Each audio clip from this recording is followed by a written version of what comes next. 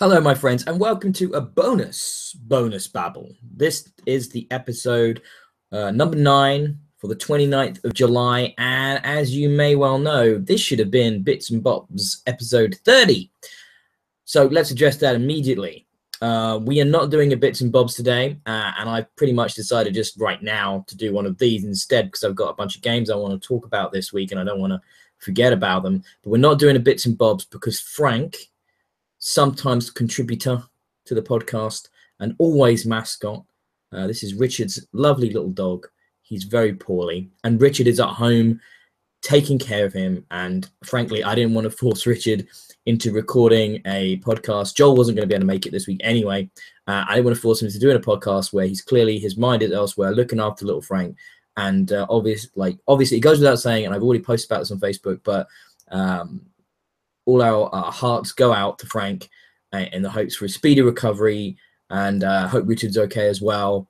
And that's why he's not here, and that's why he's not here, and why we're not doing a podcast. Would have been about 5 o'clock this afternoon, but we're going to be doing this bonus babble instead, and I'm going to talk about some games. But yeah, Frank, get well. We love you loads, little dude. You know, most people have pets. You know how it feels if your pet's sick. You know, it's like a member of the family, a child's ill. You know, it's awful. And frankly, Frank, sort yourself out, get better. Okay, so we're going to move on from that now. And yeah, I guess the big news for me this week, I'm going to start this straight away, but we're going to talk about this a lot more on future Bits and Bobs because both Richard and Joel already have a Nintendo Switch, but I got a Nintendo Switch, finally. It's been a weird week of ups and downs, actually, because I got a Nintendo Switch partly because my kitchen flooded. Yeah, okay, that's a sort of mad connection. Doesn't necessarily make a lot of sense, but yeah, the kitchen flooded right, new fault of our own, and actually it was a repair that had gone wrong. And so because of that, cost of fixing this and the cost of replacing things like units and appliances are not something we've got to worry about. That's all going to be taken care of. And it was shitty and annoying and meant we didn't have water for a few days. So I thought I'm going to get into the Switch to cheer myself up. A website I like to use, had them in stock, Shop2, always great service, must say. Very, very good service from those guys. Very quick turnaround. And I went, yes, get me. We have the Splatoon 2 bundle. I'm going to get Mario Kart. I'm going to get Zelda. I'll probably pick up a couple of games digitally as well. Everything was going great. It arrived. I was playing on it while workmen were working in my kitchen and stuff, just as a distraction from the shittiness of that situation. Things were going great. And then the left Joy-Con basically stopped working. What seemed to happen is, I mean, I know there have been problems with the left Joy-Con in the past. These problems were to do with when you were using it wirelessly or using the Bluetooth connection and it wasn't docked, that, you know, it would lose sync. Now, I thought maybe it was just that. It wasn't just that. It was happening when it was docked. None of the buttons at all on the controller would be registered as inputs. The controller would then desync itself, turn itself off almost immediately after being disconnected from the console. So it was basically useless. I've been on the phone to Nintendo. They've been great. They've sorted me out with a return situation. They're going to try and fix it or send me a replacement. I don't know. But I went out and today I bought myself another controller, which isn't a cheap option at £80 a pop. However, I'm not going to have just bought a new piece of hardware and then not be able to use that. That's too depressing for words. You could call me crazy for spending more money like that. I was intending on picking up another controller in the future anyway, so it's not the end of the world in that regard, you know, but still not great situation. I don't know what's going on with that. I've never had a problem like that so quickly after buying hardware. Obviously, I buy a lot of hardware, and I'm kind of amazed at that failure rate. Well, just appalled, really. I mean, I wasn't a happy person, obviously. Very, very disappointed, very gutted about that. However, things look good with a new controller. It's the Splatoon 2 one. So it's got a really funky color scheme and it goes really well with the other controllers I've got. So that looks really cool on the console. Just fingers crossed the problem doesn't arise again. Obviously, I'll let you guys know. Quickly, though, before I get onto all the games now, let's move on from the Switch up. I'm going to talk about the games and the console, my experience with it much more when I've got Richard and Joel to bounce off of, because they're old hands and they kind of convinced me to get this. And, you know, so far the games have been amazing, and I can't wait to talk about Zelda and Splatoon. We're going to be playing that online and stuff like that. It's going to be great. But let's move on from the Switch now. Let's talk about a little bit about San Diego Comic-Con. Obviously, there was lots of trailers and film stuff came out of that, but there was one I wanted to mention now, and one I wanted to talk about, and that's the Ready Player One trailer. Now, this is the film by Steven Spielberg, in my opinion, probably the greatest director of all time, the director that's made so many of my favorite films, and my #1 favorite film of all time, which is Jaws. I can watch that again and again and again and again and again, and I never get bored of it. I absolutely love it. I think it's pretty much a perfect movie. But he's directing Ready Player One, which is the film based on the book by Ernest Cline. Now, probably a lot of you guys have read Ready Player One, or listened to the audiobook narrated by Will Wheaton, or in my case, listened to the audiobook and also read the book a couple of times. This book is not a good book. It is not a particularly well-written book. However, the adventure it goes on, it is so...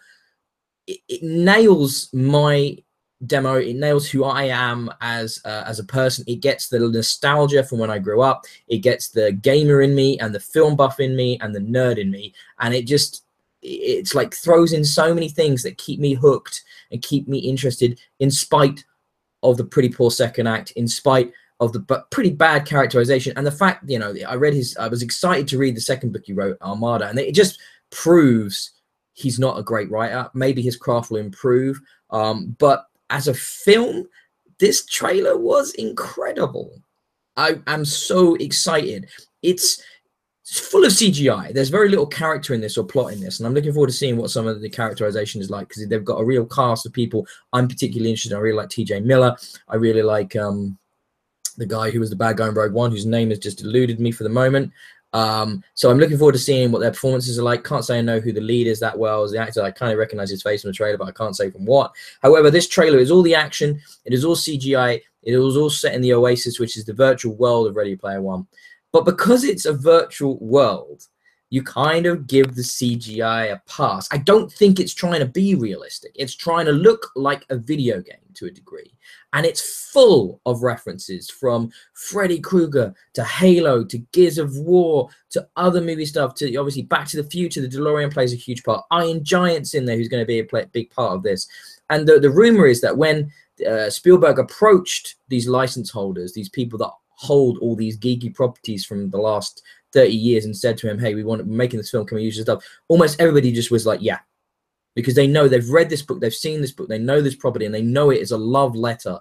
Like, very little in it is like negative about any of those aspects of the 80s or anything to do with that. So they knew it's a positive and very sort of like happy, fun iteration of those licenses and properties. So that means he's got it all. It's all going to be in there, and it's going to be amazing.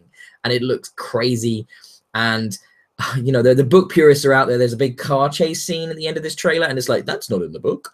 I don't care, because it looks fantastic. So I can't wait to see. That's going to be the big summer release of next year, and I'm hyped for that. You know, just in comparison to how bad like the CGI-ness of the Justice League trailer looked, which just looked unfinished and awful and ropey. Because of the setting of Ready Player One, they can get away with so much, I think, with that CGI. And because it's Steven Spielberg, and frankly, he's amazing, and I just can't wait. I'm proper hyped for that. That's probably the thing I was most excited from San Diego Comic-Con.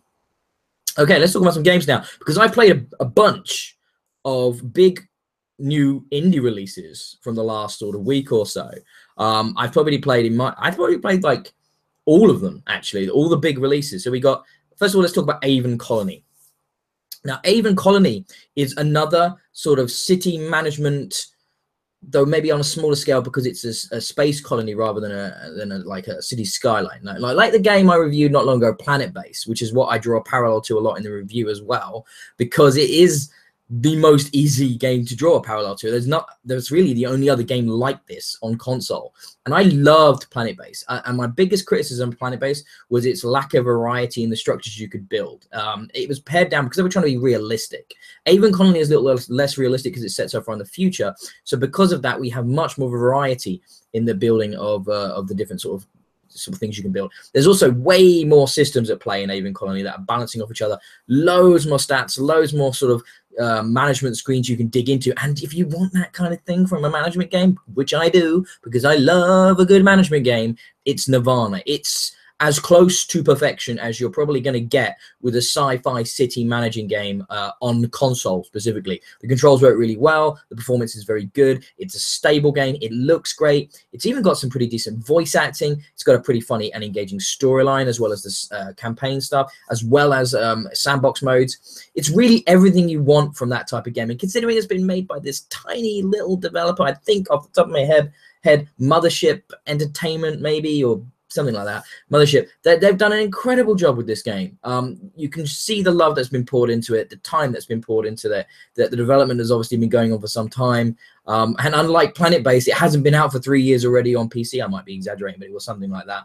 And that means we got this game new on console at the same time as PC release. And I really rate it. I gave it 5 stars because I think it is an exemplar of the genre on console. And there isn't a better example of this out there. And so if you're in the mood for this, if you know, maybe you used to have a good enough PC to run like the big Civ games and stuff, you know, maybe you don't anymore, maybe you become a console gamer and you fancy that experience, Aven Colony is great. It's a fantastic example of that. Now, another game I reviewed in the last week or so was this weird game, really weird game called Vostok Inc. Another small indie game by a strange developer. I don't know if they're strange, but I think they must be because this game is strange.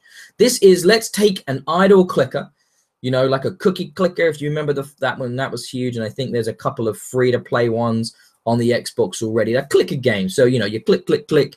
You're doing like nothing and you skin a box, things ping up and you make money and the numbers go up. And you take that and you mix it with a twin-stick shooter. Yep. That's what I thought as well. And I didn't really know what I was getting into when I started playing this game. And it starts off as a twin-stick shooter, and you're just flying around space, your little spaceship, and you're flying around the solar system, and you're shooting dudes, and you're blowing up asteroids, and you're picking up gold. And then you land on a planet. And when you land on a planet, that's where you can build the money production stuff, the automated money generation system of a clicker. And, you know, you can automate it, and you can, first of all, you have to fly to different planets to collect the money. And then when you buy these more expensive things like the satellites in orbit, so they automatically collect the money for you. And then you get into the rhythm. So you go out, you kill some enemies, you pick up some dudes, and these dudes are like different like bonuses to them. So you can get like these managers and execs and stuff, and they'll give bonuses to your production. And there's boss fights and all kinds of things like that in each of the different solar systems. And you can upgrade your ship, and you can upgrade your radar and your guns, and you can upgrade the production facilities. There's lots in this game. There's more systems at play here than you maybe at first realize. And also there's this management screen where the execs live, where they all have mini games. So you can manage their stats, but you also have these like crazy low resolution mini games. One of which was the first person shooter I was playing the other night. And this is just a game within this game, like just thrown in there for a laugh is the only thing I could think of. They're all quite simple, but they're all quite well made as well. There's a great soundtrack. I think the visual style of the game is brilliant. It's got this funny dialogue and these funny characters. You know, you're very capitalistic. You're very like 80s, as if you launched into space with this advanced space technology, but it was all in the 80s. Like the 80s never ended. And greed is good. Basically, like I think the developer compares it to Wolf of Wall Street in space.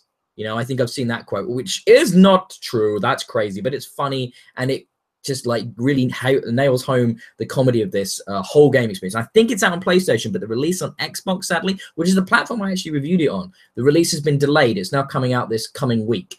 And I honestly think it's a marriage made in heaven. This combination of twin stick shooter and idle clicker. I never thought of that ever before, but now I couldn't imagine it ever being split apart. I don't want to play any other kind of clicker. This is a clicker for life, because rather than just doing boring clicking functions, you're doing something that's more engaging. You're doing something with skill. There are these screen-locked battles, as they call it, when you get hit by a scout. And then it turns into just a pure twin-stick shooter with waves of enemies that will come at you in different styles. Depending on the solar system, there'll be different types of enemies. They've got different behaviors. And, you know, you've got to try and get a high score to get more gold. And they can be really challenging. And there's, like, mechanics in place. Like, when you die in this game, when your ship gets blown up, you get a little escape pod, and you have to run back to your home base. Otherwise, you can lose, I think it's half the money you have currently in the account, which once you get further and further into the game and the numbers get into the silly, ridiculous levels of the trillions, the billions, the quadrillions, the zillions, and things like that, and then numbers that they probably just make up, you know, losing half of that, that's losing a lot of money. So it's a hilarious combination of aspects. And I gave this 4 stars. And I can't recommend it enough. It's so much fun. It's absolutely ridiculous. And it's such a fun, crazy combination. Right. Now we switch platforms. We go from Xbox to PlayStation. I did a rare PS4 video review for Sundered, which is a big indie release that's just come out this week on PS4. Now, I was talking about fun and ridiculousness of Vostok Inc. And Sundered couldn't really be more of a difference. It's an incredibly challenging, incredibly hard game, very serious game. It's not really about humor. You're this woman that you get sucked into like this underworld. Now, Sundered, by the way, I should mention, was developed by the people that developed Jotun. So you know it's going to look good. If you've seen the Jotun, Cameron reviewed that back in the day, gave it 5 stars. Has a beautiful, same as Sundered, a beautiful 2D painted art style with amazing animation, just gorgeous animation. Sundered is going to beat the living shit out of you, though. This game makes death a feature because you will die so much. You will die in unfair situations where you will get swarmed by enemies coming off the sides of the screen out of seemingly nowhere, and they will just pile on you and rip you to pieces. Now, this isn't a game I would normally enjoy. Now, this is where I put the critic hat on, because sometimes you have to look at games when you're a critic or you're reviewing something, and you've got to look past just what you maybe find fun and look at what is the design ethos here. How well has this been crafted? Will this be fun for the audience it's aiming at, which might not necessarily be you? And I think that's the case here with Sundered. This game is beautifully well made, from the sound design to the visuals, which I can't tell you how pretty this game is. When you see some of these screen-filling bosses, like in Jotun, you will be blown away by the art design. These eldritch, creatively constructed monstrosities. They are absolutely vibrant, and they pop off the screen, and you can't enjoy them enough. They're just, the visual design is impeccable. And, you know, on top of that, we have a very tightly controlled 2D action game. You know, the controls of your character, she moves around perfectly. She's got a really good jump mechanic. She's got great combat mechanics, which will evolve as you play through the game and you find new game styles. One thing I haven't touched upon yet is the type of action RPG this is. This is a Metroidvania game, but with an interesting twist. So we got, you know, the world is split up into rooms, and you can only access certain areas if you have the right abilities to do it, which you will get later on. And you can then, of course, it's non-linear, so you can come back to those areas with those power-ups and those abilities and access areas you couldn't before. But the twist is that the rooms, it's like the overarching world design will stay the same. The overarching location of key points, bosses, and artifact rooms, and certain other level up areas, they will stay the same. However, the rooms within those locations are randomly generated, or procedurally generated is a better word for it, as are the enemy spawns. So sometimes you might find yourself getting through an area really easily with minimal engagement, and other times it's going to be a real slog that might kill you. And when you do die, I mentioned that death was a feature. When you die, that's when you put points into your skills. And that's how the developers behind Sundered have kind of gone for this idea that there's a reward to death. It is a hard game, but each time you come back, you're going to be a slightly more better equipped to deal with the challenges. You're going to get slightly further through the level. You might beat that mini boss. You might beat this time that major boss because of the skill points you've been able to spend leveling up your character for that next run through. So there's a balance to it. And everything here is beautifully designed. Everything from the leveling up screens to the combat to the world. This game is crafted to be this game perfectly. That's why I gave it 4 stars. Even though there is, you know, some performance issues, there's some frame rate issues, there's some crashes that didn't happen to me. I think hopefully the latest patches help deal with that. And the loading times are really long, especially as you might die a lot in this game.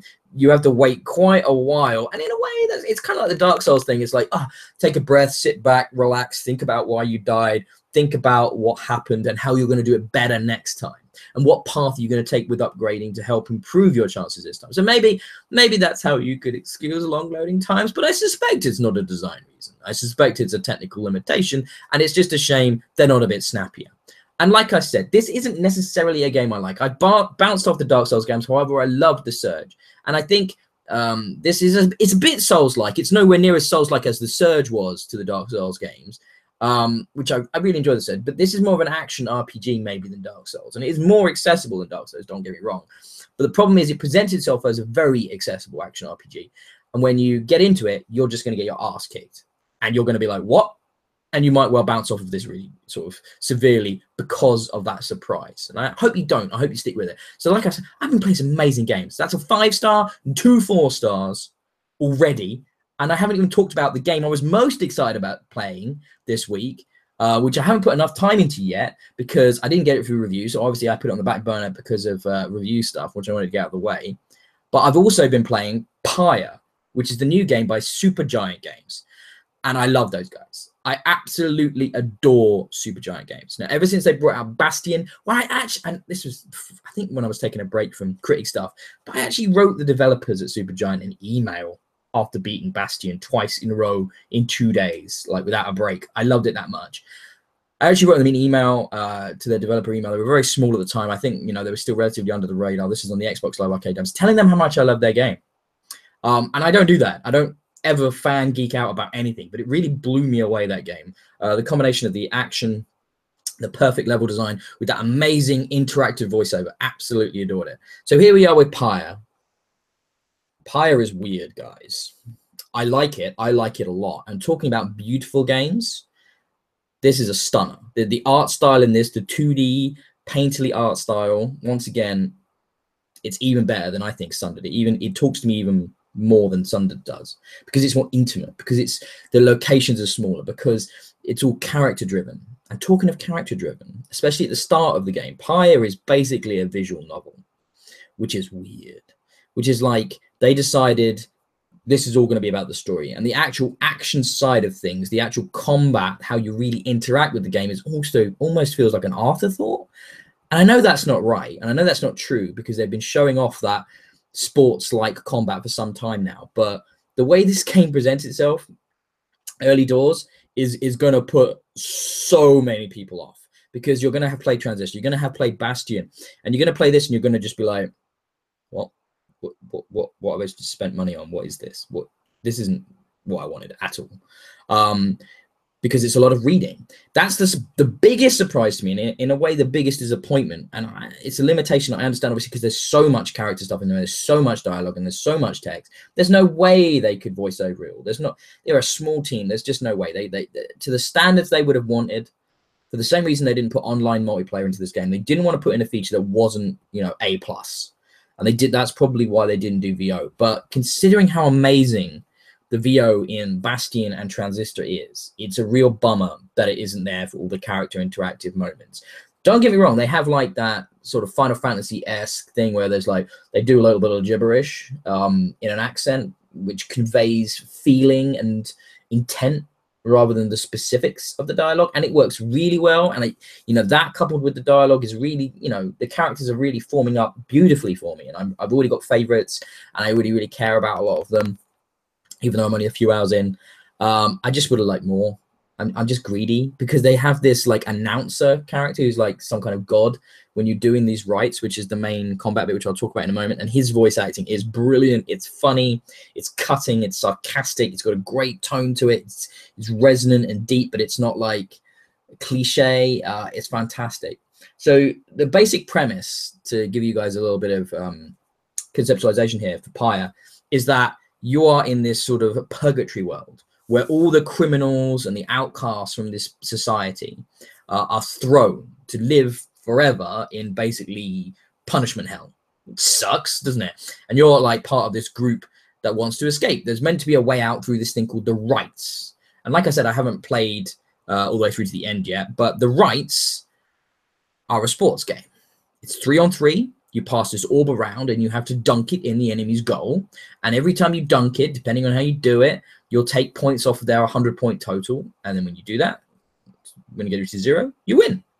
And this happens at story prescribed times. And I think the mechanics at play in this sports game are fantastic. You know, it's 3-on-3. You can pick the components of your team, the different players, so that you can have different types of classes that play differently. You can focus on speed, or you can focus on defensibility, all kinds of things like that. There's lots of variety to it. And I can see myself really digging into it. It's very strange, though. I mean, I don't think I've ever played a fantasy visual novel RPG with a sports-like ritualistic combat system before. If you have, please let me know. But I'm really enjoying it. I think the visuals, the amazing. God, Darren on the music is amazing. Like, he's a guy that worked with them with Bastion and Transistor, and the soundtrack for this is just as great as those ones are. Like, it's another one you're going to buy, basically. Coupled with it's just stunning. Well, there are moments where the caravan moves around the environment, like a scene transitions to take you to the next area where the next right's going to be, and it's just so visually different and colorful, and there's depth to it. And it's just, it just sucks you into the screen. It looks absolutely phenomenal. Phenomenal. Character design is exciting. Character design is exciting as well. I like everything about how when the different teams in the rights face off against each other, they've got like different colored raiments. And it's like, you know, they're like sports teams. And it's really weird, but I love it. It's totally unique. And how can you not love a developer that's making unique games like this? I mean, most of the games I've just talked about, Sundered, Vostok Inc, and Pyre, I can't say Aven Colony because sadly it's pretty much a better version of Planet-based, but those games are unique, and that is why I love indie games, and that is why I've come on to record this bonus Babble, because I want to talk about these games, and I want you guys to hear about these games, and I don't want people to miss them, because they are so good. And if I was reviewing Pyre, I'm not, like I said, near the end or anything yet, but right now it's a clear 5 stars. It is something special. It is totally unique. It is fun. It is engaging. It is well written. I'm enjoying it so much. I will try and get some talk about it in on Bits and Bobs with the guys next week. I hope at least one of those, in a couple of weeks' time, sorry, I hope at least one of them has played it, but none of them will be a Supergiant fan like me because I just can't get enough. So I'm getting a really tired throat now, and I need a drink. And I'm a bit lightheaded here from monologuing for all this time. So I'm going to stop now. And I'll be back next week with another bonus babble, a predictable scheduled bonus babble. But please head over to bxbgames.co.uk and check out all these reviews, and head over to iTunes and find us and give us a rating and a review, and head over to Twitter and find us at Bxb Games and follow us on there, and Facebook at Bxb Games and follow us on there. I have been Ben, editor-in-chief of Bxb Games. Oh yeah, there is that website. And I'll be back next week to talk about more games. And in the meantime, I don't know. I've not got a lot of reviews pending right now. I don't think any of the guys do. So I don't know what content will be out in the next week. Hopefully something. Actually, I think Joel's working on something. It's like a JRPG thing on PlayStation. I can't tell you what it is off the top of my head. But so hopefully that will appear at least.